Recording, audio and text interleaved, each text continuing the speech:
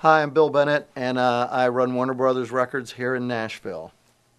Warner Brothers Records in Nashville's probably it's its own has its own identity, but it's truly an extension of Warner Brothers Records in Burbank as well as Warner Brothers Records in New York.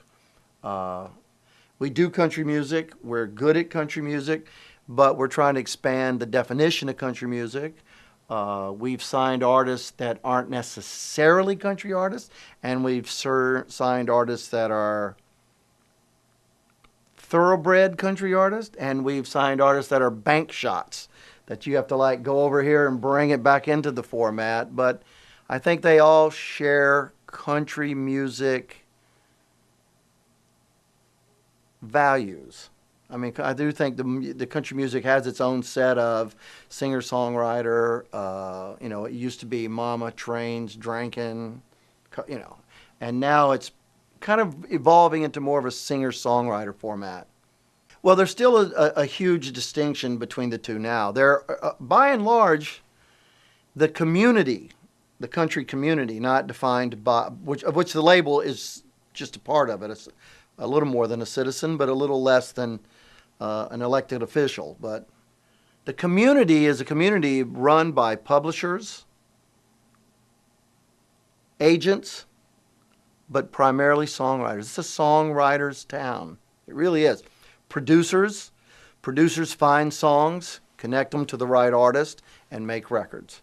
But more and more, you're finding the songwriters themselves are artists, and even when they're not recorded artists, they perform live. And probably the best kept secret about Nashville is you can go see some of the best musicians with the best songwriters, and most of them are pretty incredible singers, in clubs all night. And you'll go, when you hear somebody like Marcus Hummon or Jeffrey Steele or Rivers Rutherford are playing, if you go to those gigs, everybody in that audience is probably a world-class musician and or is with one, because it's a magnet for that stuff here. And all the record companies, I mean, if you hear Rivers Rutherford's playing, you'll go. It's just pleasure to go watch these guys do their thing and do the original versions that you've heard on the radio by other people.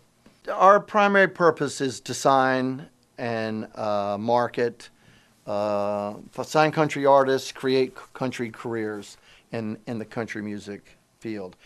Most labels here, all labels here, outside the Christian marketplace, which is pretty big here, are primarily country. The difference in the Warner Brothers, and because of my background at Geffen Records and at Maverick, I think Tom has a vision of, okay, go do your thing, and it may, if you find a great rock band, boom, let's sign it.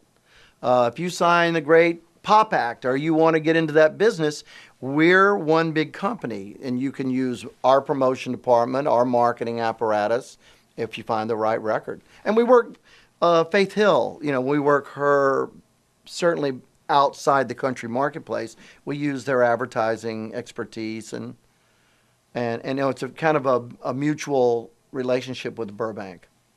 I think there's a country music.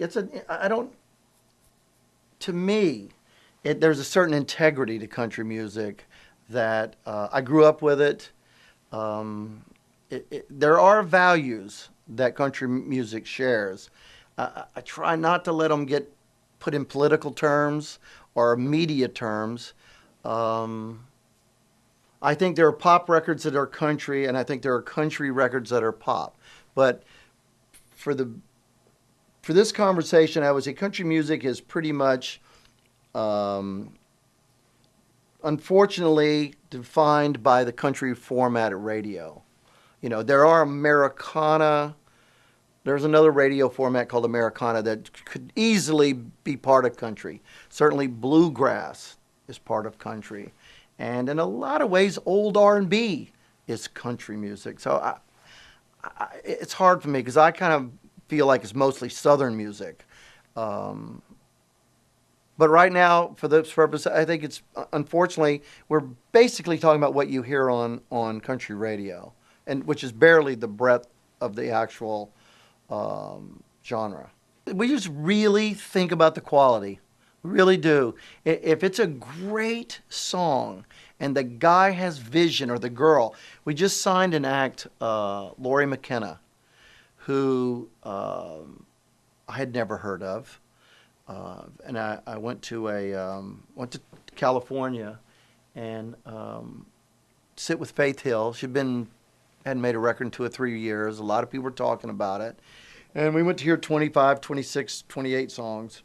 And somewhere in the middle of her playing songs for us, she plays us 3, 4, 5 songs in a row that are stunning in the quality of them, but also because they resonated with Faith to the point where you really believe Faith singing about her own life. And so she told us about this girl she found, Lori McKenna, who had written these songs. So I assumed, I just moved here, I assumed she was a songwriter in Nashville who demos her songs, has a song plugger, pitch them to artists, and was lucky enough to get through to Faith. I came back to Nashville and found out that she had actually made a record. 3 records later, I found out. But she had these songs were on an album recorded by her. So I got the album from Paul, put it in my DVD player, and by the 3rd song, I'm reading the credits. There's a phone number. So I call her. I go, you got to come to Nashville. One way or the other, we want to do business with you. And so we've signed her. And we're going to make a record with her. We're not setting out to make a pop record, a rock record, a country record. We're going to make a Lori McKenna record. And when that record's done, and she's already recorded 3 or 4 songs, it is stunning. Now, all I know is it's going to be a great record. When we finish it and we'll sit down and look at it, we'll figure out how we're going to market it. Minneapolis is one of the biggest country markets in America. Chicago's a nice market. Obviously Texas, but Texas is kind of its own country within a country. But it's like NASCAR is big in California. There's a parallel there that it's all over the country. I mean, it's then without New York City, which I think there will be a country station there. But certainly rural America pretty much subscribes to it. The big shock to me, I think, was I grew up here. And I distinctly remember the first time I saw Johnny Cash on the street, or the first time I saw Johnny Cash play, or Johnny Cash introduced me to Eric Clapton. And things that are part of my life, they were always kind of a mix of country-ish rock. Whether it was Graham Parsons or the Byrds or whatever. I've always been interested in that. But just recently, a girl who works here said to me, I remember the first time I heard Garth Brooks. I couldn't breathe. And to her, it was a seminal part of her life. And and I guess the epiphany is when you grow up in California, the idea that someone knows everything there is about Brooks and Dunn or Reba McEntire or even Sugarland today is really quite shocking because, my kids grow up in L.A., they know Fall Out Boy. They know Damian Rice. They listen to KCRW and K-Rock. So there's a whole massive culture out there of kids. They may wear their hat backwards. They may listen to Eminem and 50, but they drive pickup trucks, and they love Kid Rock. They love Kenny Chesney, and they love to rock. So I think that's the part that gets lost in the mix. I mean, you can't live in America without being touched by different culture. I mean, even here, you can't. So you go to a Big and Rich show, or almost any big country act. Dixie Chicks, Rascal Flatts, Big and Rich, all draw teens, young teens, middle age. I mean, 13 to 25, maybe go up into the 30s, but the same crowd you would see Fall Out Boy, would draw at Staples Center. And they're growing up with country music. And they, by the way, love rock music. love R&B music, love rap. And it's all getting just like it does in your life. If you're shooting at anything, you'll miss it. You got to make great records. You got to make adventurous records, and you got to, just make great records, and people will be attracted to it. If you try to catch something, you've already lost. You just got to make great records, and we have artists that, by the nature of their careers, Faith Hill and Big and Rich and Blake Shelton, who are platinum artists, who bring with them, a core of fans. But no, if anything, the new artists we've signed, like Ray Scott, Shannon Brown, we've just signed a guy named Lance Miller, Jimmy Stewart. We're trying to sign this band called the Lucky Bucks. They're going to be very youthful country artists.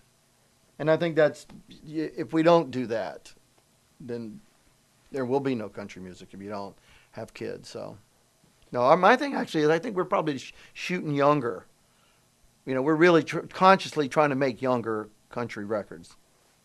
Well, I think that it would be misconception on anyone's part to think that they're not just American teenagers as well, and they have the same, savvy technology as kids in big cities do. So yeah, when we watch the flow of file sharing, illegal and legal, I think it's the legals maybe 3 or 4% of all the hundreds of thousands every day, and we do watch the flow back and forth to see if a TV show worked, if a song played at a concert worked. We do watch peer-to-peer a lot.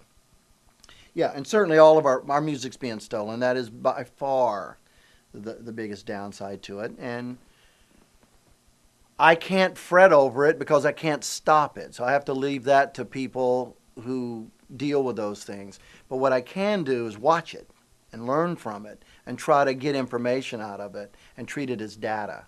So in a town that is a songwriter's town, the loss of intellectual property is a huge, huge deal. So there's a fairly sophisticated political apparatus here, and there's huge lobbying efforts, in Washington on behalf of songwriters and publishers out of Nashville. So, and they're very good at what they do, and it's certainly something we're all trying to stop. A few years ago, my daughter came to me, and I was working with this band, Secret Machines, and she said, "Dad, you're not going to believe, there's like a bunch of people on MySpace talking about Secret Machines." So I'm like, that's great. I go to Burbank and said to our IT guy, "Is that us?" And he goes, "Well, I'm not saying I'm not, And 2 weeks later, there it was in the Wall Street Journal. So MySpace is an obvious place. Any community where there's that much blogging going on or that much confessing going on, is going to attract people who are going to take advantage of it, marketing. So I think MySpace now is almost a marketing tool since it's been bought. And it's not something you really attempt. I think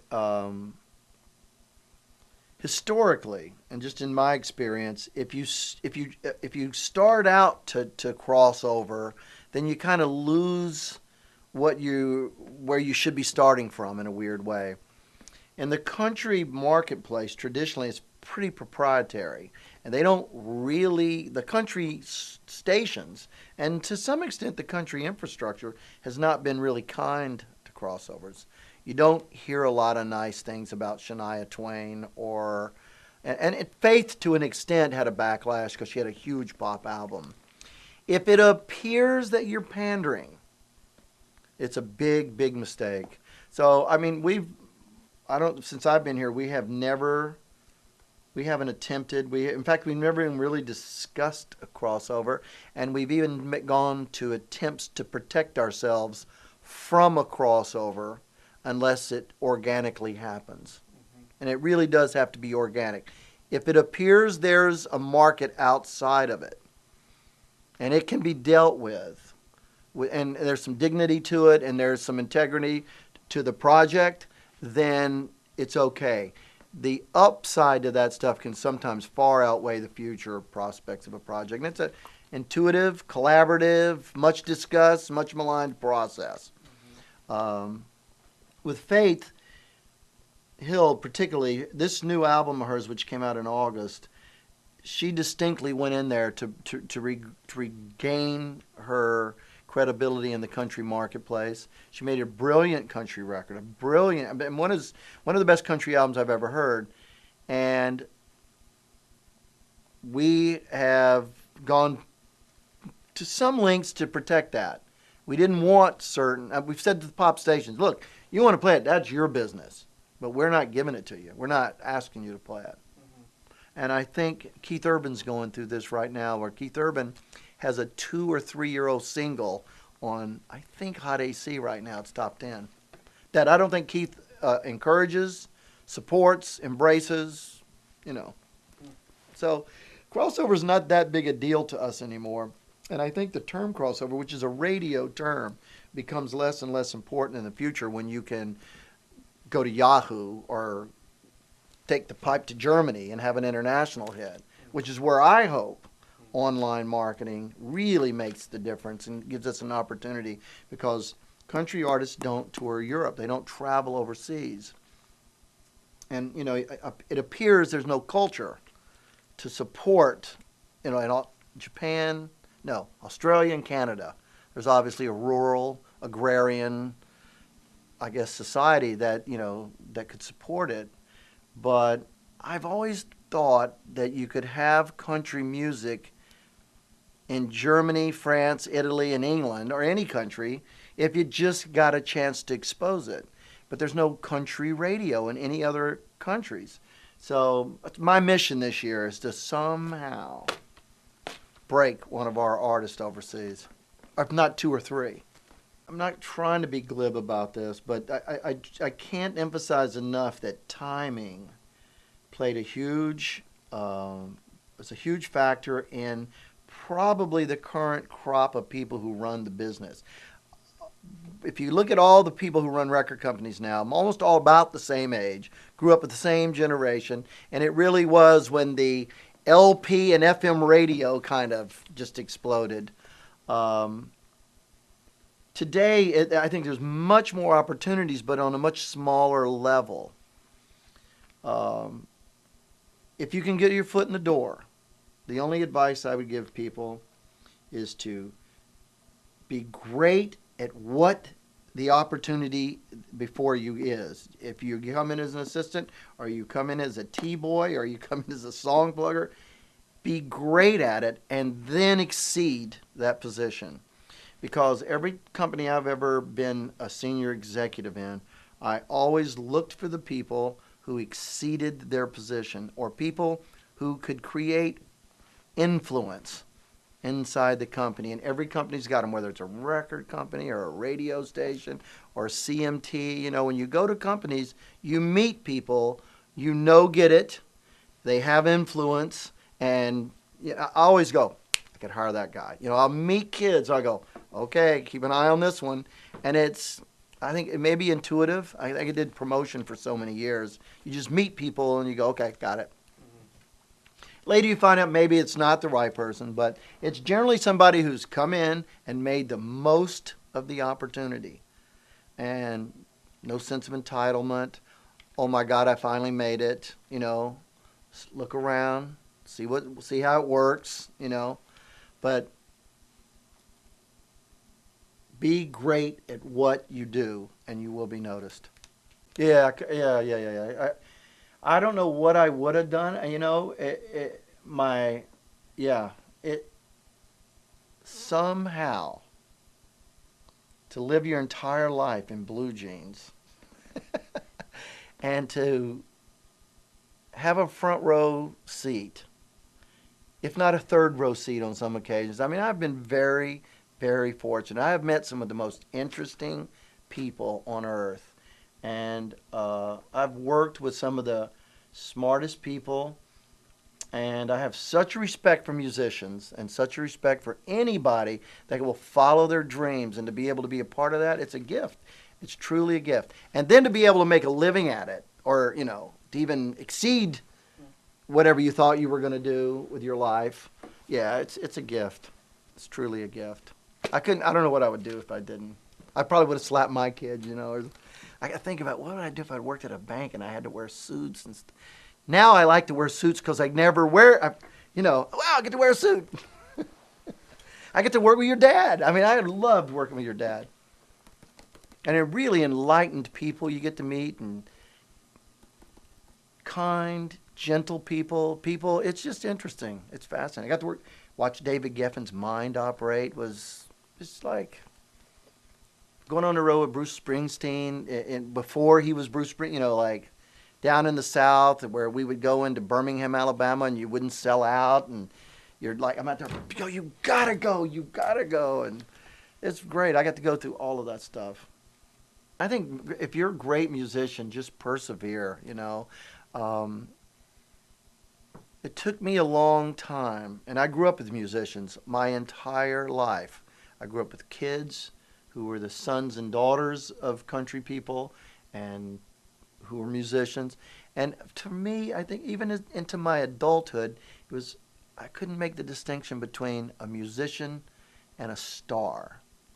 And I had friends of mine I was growing up with, and they would say to me, I would go, why don't you go make a record? And they'd go, I don't want to do that. I just want to make a living at playing the piano. Well, how are you going to do that if you're not going to be a star? I don't want to be a star. I just, and it took me a while to sort that. In Nashville, it's obvious. But even when I lived here, I didn't understand that. So in this town, you can make a living as a great living as a musician, and there's recording studios everywhere. I mean, I guess it would be as simple as practice would be the answer. But it goes back to that focus and that, do you have that resolve? Do you, I'm gonna do this? And my assistant before Darcy is a great singer, and we had some problems with follow through, and so one night we were at a party, and I said, would you get up and sing? And she blew people away. I mean, she's a great singer, but I knew she was a great singer because she had given me type. She's one of 1,000 people that you're going to meet in Nashville that, well, I'm really a picker, or, or I'm an actor in Los Angeles. So finally I sat down with her, and I said to her, here's what I'm going to let you go because you're a singer. You're not an assistant, and it's tough on you to go from one character to the next. So let's work out something. If you don't, you're going to turn 40 one day and hit your kids. So you got to go do this. I swear to you, the next week she got a job singing opera on Broadway, and it's just and this town is full of those people. And you got to make a living, but sometimes you just got to let go, and if you'll let go, those things will happen.